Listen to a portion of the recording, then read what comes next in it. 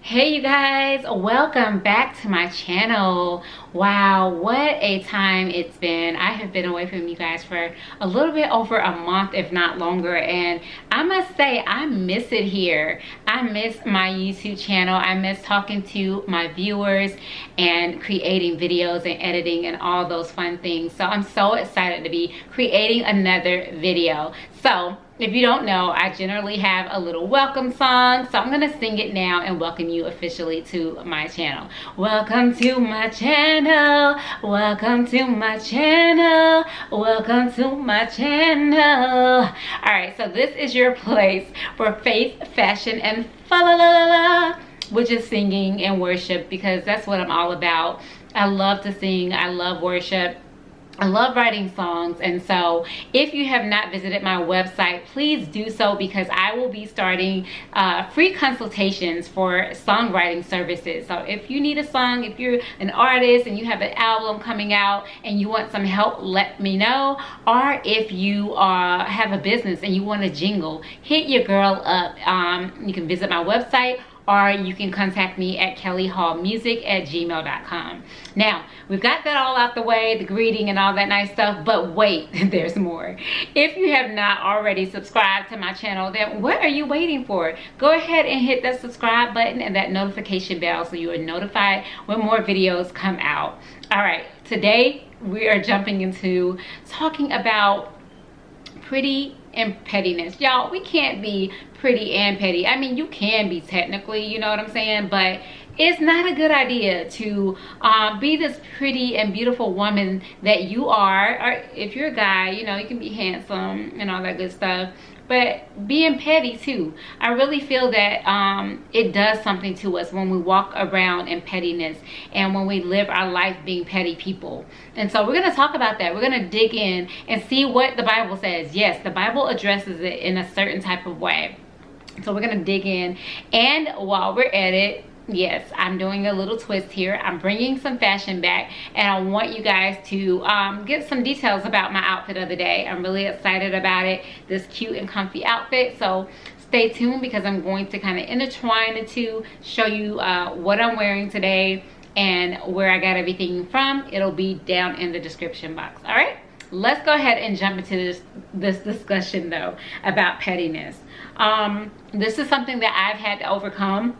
And if you don't follow me on Instagram, go ahead and do that as well. Little plug there. But I talk about how I don't believe that, you know, some things we are still going to have and might still be a part of our lives. So I'm not going to say that this video is going to change your life forever. What I'm going to say is it'll make you think the next time, and maybe it will change your life. Maybe it will be more than just a seed that's planted. Maybe it will be a way of life for you from here on out. But I know for myself, God has really had to change me. I am like an overcoming petty Betty, okay? Like, I'm just gonna keep it all the way real with you. I have had serious issues with being petty. I have been the queen of blocking somebody. I know some of y'all can relate. Like, give me a thumbs up in the comments below if you can relate to being block queen. And I'm not saying don't block some people. Some people need and deserve to be blocked. Like, let's be real. I got some exes that ain't never coming off a block. But seriously, like, I have been queen of pettiness and petty Betty, and so I want to share with you 4 things that I think you can do, because I don't believe that God wants us to stay in that. I truly believe that when you choose pettiness, you're allowing the wrong thoughts inside of your mind. For one, like, you're letting the wrong thing lead you.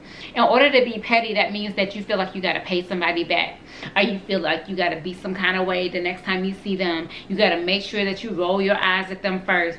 You got to make sure that they can't call your phone. They ain't never gonna call you no more. You know, there's so many things that negatively impact your life because you want to be petty. You're allowing the enemy in, honestly, if we can be real, and it will grow like a fungus inside of you if you stay that way. All right, let's keep it 100. Staying petty, because I know some of y'all are watching this, and I know you're like, well, hey, that's who I am. That's just how I is. That's what I do. No, you got to grow up. You've got to mature up. You cannot stay in that petty lifestyle. And if I can be delivered from it, hallelujah, trust me, you can too. I promise. I promise. So, like I said, you're allowing the enemy in, and it's growing like a fungus, and you are becoming satisfied with your way and how you handle things instead of letting God lead, instead of allowing God to deal with the person. So let's go over these 4 things and these 4 ways that you need to really listen to actually overcome pettiness. All right, so number 1, if someone offends you, you need to actually work on forgiving them. That's right. Now, it might not happen overnight. I hope, my prayer for you is that you will learn how to quickly forgive. Like, there is like this quick forgiveness that, especially as believers, that we need to have. It needs to rush in quicker than the pettiness rushes in.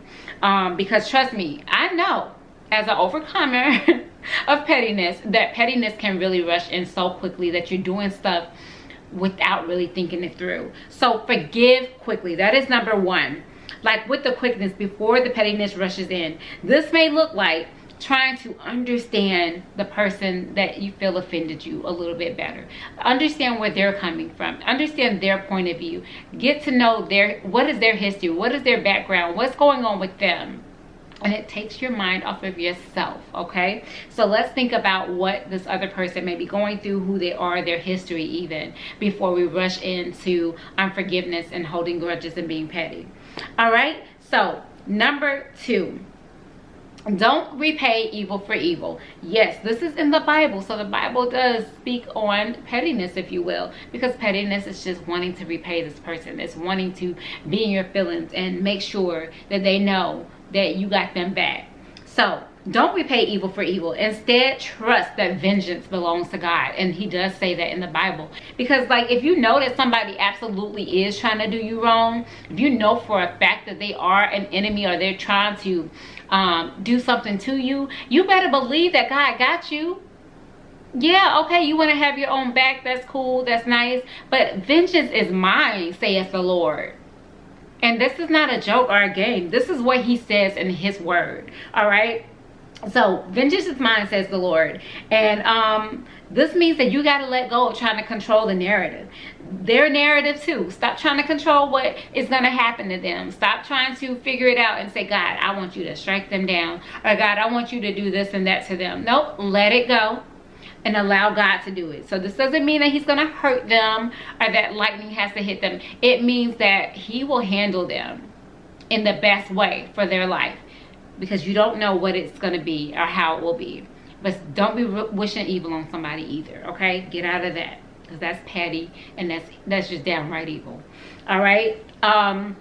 Number 3, let the situation play out. Sometimes we need to give people time.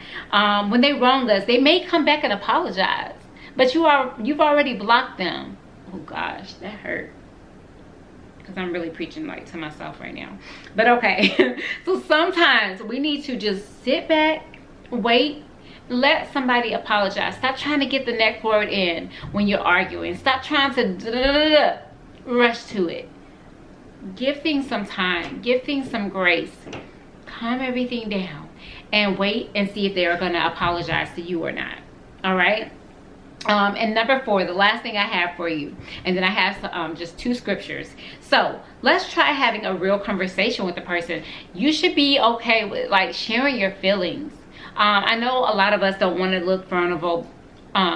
Scratch that. I know a lot of us don't want to look vulnerable. We don't want to look like we're putting our heart out on our sleeve. We don't want to be in this place where it's like, you know, here I am, you hurt my feelings, or you did this to me, or you did that to me. But it is okay to have some communication, you guys. It is okay to let this person know how they made you feel about a certain situation. Talk it through, especially if it's your spouse or a family member or a friend. Like, talk that thing out, because you might be like laughing at the end of the day versus like trying to get them back and have them get you back and just going through all this stuff. Okay? So that's really all that I have for you. Like I said, I do want to share my outfit of the day. I hope you like it because, like I said, it's cute and it's comfy and it's fun. But I want to share these two scriptures, and I want to leave you with this as well. James 1:19, and it says, "Therefore, my beloved brethren, let every man be swift to hear, slow to speak, and slow to wrath." So that means you got to slow down, put the brakes on when you want to pay somebody back, when you want to race somebody out in those streets, when you want to do all this and react. Hey, you got to calm it down, okay? Seriously, you got to calm it down. Bring things back into perspective and do what James 1:19 says, and be slow, swift to hear, slow to speak, and slow to wrath, okay? And then I have one more scripture for you, and that is Galatians 5:22 through 23. It says, "But the fruit of the Spirit is love, joy, peace, and forbearance, kindness, goodness, faithfulness, gentleness, and self-control. Against such things there is no law." So y'all, these are fruits of the spirits that you should be carrying and having with you. If you don't have those things, then pray about it and ask God to help you to grow in the fruits of the Spirit, so that you can love and that you can have some patience with other people and with yourself as well.